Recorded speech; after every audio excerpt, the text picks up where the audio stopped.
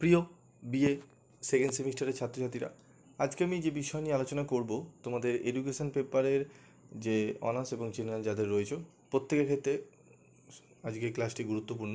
কারণ আজকের এই ক্লাসে এবং ভিডিওতে তোমাদের আলোচনা করব 2 নম্বরের অত্যন্ত গুরুত্বপূর্ণ। কারণ তোমরা জানো 10 নম্বরের কিন্তু 2 নম্বরের 10টি প্রশ্ন, 2 নম্বরের 10টি প্রশ্ন তোমাদের কিন্তু থাকছে, মানে 20 নম্বর কিন্তু এখানে কভার করা রয়েছে। এখানে কিন্তু আমাদের 20 নম্বরই পেতে হবে। তার জন্য কোন কোন প্রশ্নগুলো গুরুত্ব সহকারে করব সেটি দেখব।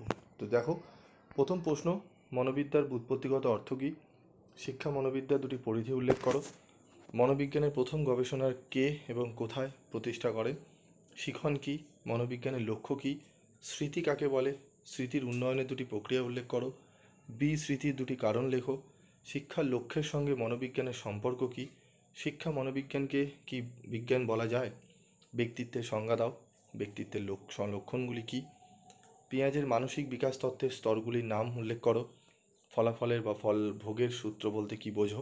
স্পিয়ারম্যানের দ্বি উপাদান তত্ত্বের উপাদানগুলি কী কী? এরিকসনের মনোসামাজিক বিকাশের স্তরগুলি লেখো।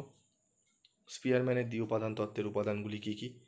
থর্নডাইকের মতে শিখনের প্রধান সূত্রগুলি কী কী? স্কিমা কী? প্রাক্ষবিক বুদ্ধি কী? বুদ্ধির অভিক্ষার দুটি ব্যবহার লেখো। প্রাক প্রথাগত নৈতিকতা বলতে কী বোঝায়? ইকিউ বলতে কী বোঝায়? আইকিউ বলতে কী বোঝো? দ্বি উপাদান তত্ত্ব কী? মানসিক বয়স ও জন্মগত বয়সের মধ্যে কি পার্থক্য রয়েছে? এই প্রশ্নটি ভালো করে তোমাদের পড়তে হবে। তারপর পড়তে হবে, দেখো, জি উপাদানের যে কোনো 4টি বৈশিষ্ট্য উল্লেখ করো। সংযোজনবাদ কী? ভাইগটস্কির মতানুযায়ী ভাষা বিকাশের যে কোনো 2টি স্তর উল্লেখ করো। এটি অত্যন্ত গুরুত্বপূর্ণ প্রশ্ন। অন্তর্দৃষ্টিমূলক শিখন কী? এই যে 30টি প্রশ্ন তোমাদের 2 নম্বর এখানে রাখা হয়েছে, এই 30টি 2 নম্বরের প্রশ্ন ভালো করে যাও। আশা করি তোমরা অনেকটাই উপকৃত হবে এই প্রশ্নগুলো যদি রেডি করা থাকে।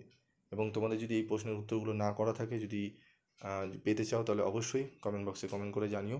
আমি উত্তরের এই কোশ্চেনগুলো অ্যান্সার নিয়ে আলোচনা করব। আজকের মতো ভিডিওটি শেষ করছি। দেখা হচ্ছে পরবর্তী ভিডিওতে। সকলে ভালো থেকো, সুস্থ থেকো।